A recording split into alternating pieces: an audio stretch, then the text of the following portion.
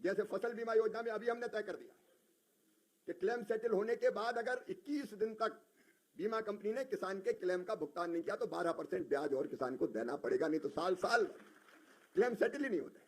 ये सब ऐसे काम है जो खेती के लिए करना जरूरी है और चौधरी साहब की प्रेरणा से ये काम हम करने की कोशिश करेंगे पूरी प्रामाणिकता के साथ। और आपके सेवक के नाते प्रधानमंत्री जी के नेतृत्व में मैं कोई कसर नहीं छोड़ूंगा। योजना याद नहीं आई, उन्हें कहा खोलो वेयर हाउस के दरवाजे और इस अनाज को ले जाओ उनके पास जो भूखे हैं, लेकिन आत्मसम्मान के साथ काम करें। इसलिए काम के बदले अनाज योजना बनाने वाले चौधरी करण सिंह सच में गांव गरीब किसान को राजनीति में ताकत बनाया तो चौधरी साहब ने बनाया। और आज अभी जिस बिल की काफी चर्चा हुई, जी राम जी, उसके मूल में क्या है? किसान भाइयों, दो चीजें। एक, गरीब को काम मिलना चाहिए, इस पर कोई दो मत नहीं, मिलना ही चाहिए। और इस बिल में हमने प्रावधान किया 100 दिन नहीं 125 दिन रोजगार की गारंटी। लेकिन कितना पैसा खर्च होता है मनरेगा में? पिछले साल का बजट था 88,000 करोड़ रुपया, इसके पहले 1 लाख करोड़ तक चला जाता है, एक बार 1,11,000 करोड़ गया। क्या इतनी बड़ी विशाल धनराशि से गांव के विकास का काम नहीं होना चाहिए? क्या केवल यहां की मिट्टी खोद के वहां डाल दो और मनरेगा हो गई? पैसा भ्रष्टाचार की बड़ी चर्चा है, मनरेगा हो गई। इसमें प्रावधान किया कि मजदूरी भी देंगे, 100 दिन नहीं 125 दिन देंगे, लेकिन उससे गांव की तस्वीर भी बदल के मानेंगे, विकास के काम गांव में होंगे।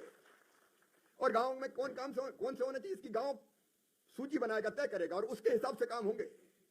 और नहीं तो पता चला कि नहर में पानी आने वाला तो मनरेगा से नहर की सफाई कर दो, 2 दिन बाद पानी आ गया, कौन देखेगा कितनी हुई है कितनी नहीं है।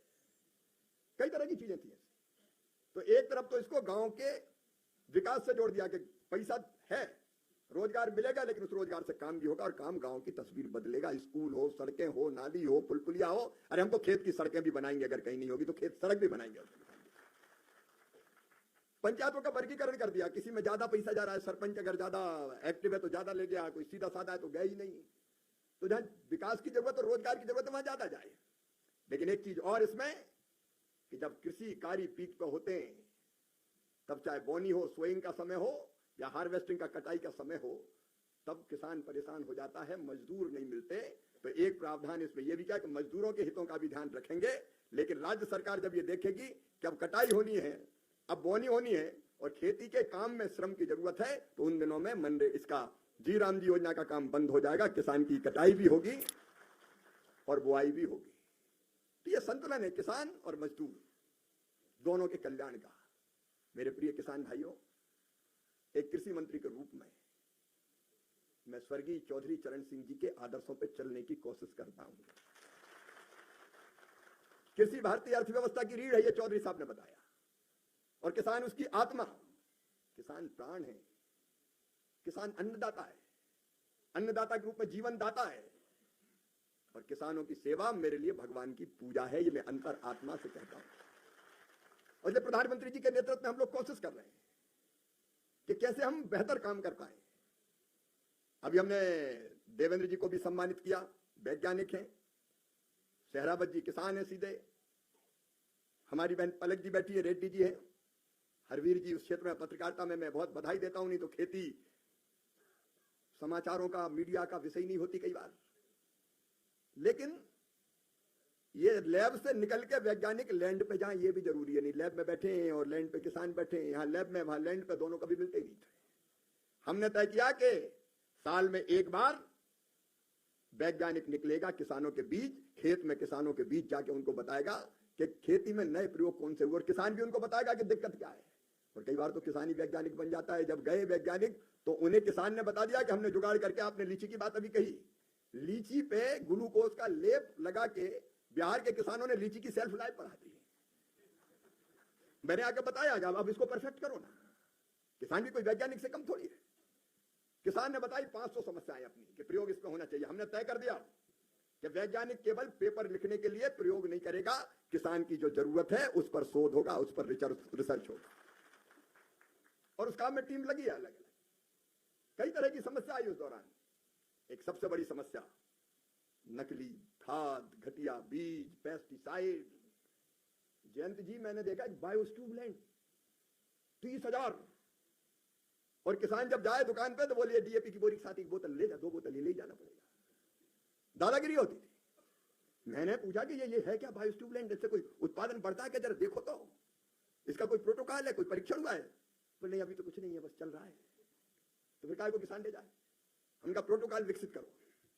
तो लोगों ने कहा नहीं नहीं गड़बड़ हो जाएगी, ये बिकना बंद हो जाएगा, अभी तो 1 साल चलने दो। अब हम भी नए नए मंत्री आए थे, मैंने कहा एक बार इतनी बड़ी क्रांति मत करो, 1 साल चलने दो। हम कहा 1 साल में कम से कम कर लेना। दूसरे साल आए तो फिर मांगा कि 1 साल और बढ़ाओ।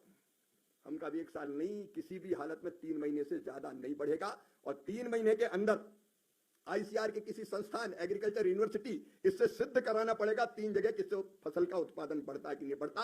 अगर सिद्ध नहीं हुआ तो ये बेचना बंद कर दूंगा। मैं आपको बता रहा हूं 30,000 में से 22,000 तो भग गए, आई नहीं मैदान में, प्रयोग करवाने की हिम्मत नहीं हुई। और बाकी जो आए उनमें से 600 कुछ अभी हमने अप्रूव किए। एक संकल्प है हमारा। नमस्कार किसान भाइयों, केंद्रीय कृषि मंत्री माननीय शिवराज सिंह चौहान जी ने आज किसानों के लिए 10 बड़े ऐलान किए हैं। साथ ही किसानों को फसल बीमा का इंतजार था, तो किसानों को फसल बीमा का लाभ जल्द मिलेगा। फसल बीमा की दूसरी किस्त 8,000 करोड़ रुपए जो डलना है किसानों के खाते में, वो जल्द डलेगी। ये केंद्रीय कृषि मंत्री माननीय शिवराज सिंह चौहान जी ने बताया है। किसानों की आय दोगुनी, अच्छे बीज खाद किसानों को समय पर उपलब्ध कराए जाएंगे। साथ ही 2 करोड़ आवास गरीबों को मिलेंगे और सर्वे का काम कंप्लीट होगा। पीएम आवास योजना के अंतर्गत पहली किस्त लगभग 35,000 रुपये की जारी की जाएगी। ये केंद्रीय कृषि मंत्री माननीय शिवराज सिंह चौहान जी ने बताया है। साथ ही किसानों को फसल बीमा के साथ साथ पीएम आवास योजना का मिलेगा। साथ ही लखपति बहना योजना के अंतर्गत बहनों को 10,000 रुपये आमदनी, 10,000 रुपये महीने राशि मिलेगी लखपति दीदी योजना के अंतर्गत। हालांकि उन्होंने किसानों के हित में आज कई महत्वपूर्ण निर्णय लिए हैं, फैसले किए हैं। जब आप लोग वीडियो को पूरा देखेंगे तो आप लोग को पता चलेगा, क्योंकि मुख्यमंत्री लाडली बहना योजना मुख्यमंत्री डॉक्टर मोहन यादव जी चला रहे हैं, जो शिवराज सिंह चौहान जी के नेतृत्व में बनी थी। चलिए वीडियो को पूरा सुनते हैं। ये नकली कीटनाशक डाल डाल के मारा जा रहा है किसान। एक बार एक किसान आया मुझे पेस्टिसाइड की बोरी में इल्ली डाल के लाया। इल्ली समझ गया ना, तो वो पता चल मर नहीं रही थी, उसमें ऑडिट आ रही थी। बोले देख लो साहब ये पेस्टिसाइड तुम्हारा। अब क्या ये बिकने दें क्या? हम नया कड़ा कानून बना रहे हैं, ऐसा करने वाले बेईमानों को किसी भी कीमत पर नहीं छोड़ेंगे। किसान को लूटने की इजाजत किसी को नहीं दी जाएगी। अच्छे बीज और कैसे बने, ज्यादा उत्पादन देने वाले बीज कैसे आए, और वो भी सही दाम पर मिले, ये भी जरूरी है। इसलिए सीड एक्ट भी ला रहे हैं, नहीं तो प्राइवेट कंपनियां, हमने कहा प्राइवेट सेक्टर आए, कोई दिक्कत नहीं बीज के क्षेत्र में, फल है सब्जी है, अच्छे बीज चाहिए भाई, लेकिन कीमत ऐसी ना हो कि वो लूट ही ले किसान को। परंपरागत बीजों को भी संरक्षित करके रखेंगे। एक नहीं कई काम करने। मैं किसान ट्रस्ट को यह प्रार्थना करना चाहता हूं, अभी नए बजट के लिए भी आपके सुझाव चाहिए हमको, खेती के लिए क्या क्या होना चाहिए। और आगे 5 साल की योजना बननी है। अभी पंचवर्ष एक जो 5 ईयर प्लान बनता है उसकी भी कोशिश करेंगे जी। और इसमें भी आपके सुझाव हो तो वो सुझाव मुझे जरूर दीजिए। एक चिंतन शिविर भी करने वाले, खेती में करना क्या है। कई बार कुछ अफसर बैठ जाते हैं मंत्रालय में और वो योजना खेती की बनाते हैं। कई बार खेत देखा है कि नहीं, मेड़ पे गए कि नहीं, कीचड़ देखी है कि नहीं, माटी हाथ में उठाई कि नहीं, और साफ पूरी खेती की योजना बनाएंगे। अब बिना किसान से पूछे खेती की योजना नहीं बनेगी। हम चिंतन शिविर कर रहे हैं, उसमें कृषि जगत से संबंधित हम किसान को, वैज्ञानिकों को, विशेषज्ञों को इकट्ठा करेंगे और उनसे भी पूरी सलाह मशवरा लेंगे कि भैया आगे खेती में क्या करना चाहिए। और नहीं तो दफ्तर में बैठे कुछ पता ही नहीं है, एनामासी टीटी घरे डुकरिया पीटी, योजना बन गई और चली गई। योजना हो तो व्यवहारिक हो, जमीन धरातल से जुड़ी हो। अब ये फर्टिलाइजर आ रहा है, 2 लाख करोड़ रुपया सब्सिडी दे रही सरकार। ये फर्टिलाइजर ऐसे ही आना चाहिए, या ये विचार भी चल रहा है कि फर्टिलाइजर की सब्सिडी सीधे किसान के खाते में डाल देनी चाहिए ताकि वो जहां से चाहे खरीदे। तो कई चीजें विचार में है। अभी आज समय मुझे इसकी इजाजत नहीं दे रहा कि मैं देर तक बोलूं। 5:40 मेरी फ्लाइट है। धीरे धीरे कई सुधार करने की हम लोग कोशिश कर रहे हैं।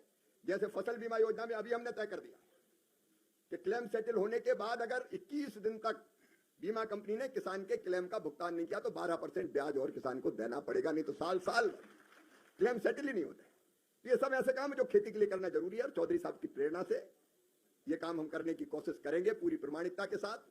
और आपके सेवक के नाते प्रधानमंत्री जी के नेतृत्व में मैं कोई कसर नहीं छोड़ूंगा। पूरे हिंदुस्तान को कहा कि देश की समृद्धि का रास्ता किसान के खेत की मेड़ से होके ही जाता है। उन्हें हल पकड़ने वाले हाथों की ताकत समझी। और जब स्वर्गीय पंडित जवाहरलाल नेहरू ये विचार लेके आए रूस की सहकारी खेती, उस समय कोई पंडित जी के खिलाफ बोलने का साहस नहीं रखता था, लेकिन चौधरी साहब थे, युवा चौधरी साहब उस समय, उन्होंने कहा कि ये विदेशी विचारधारा भारत में मत थोपो, ये सहकारी खेती का प्रयोग हिंदुस्तान में सफल नहीं हो सकता, यहाँ खेतों का मालिक ही किसान को बनाना पड़ेगा। जो विचार मन में पूरी ताकत के साथ प्रकट किया।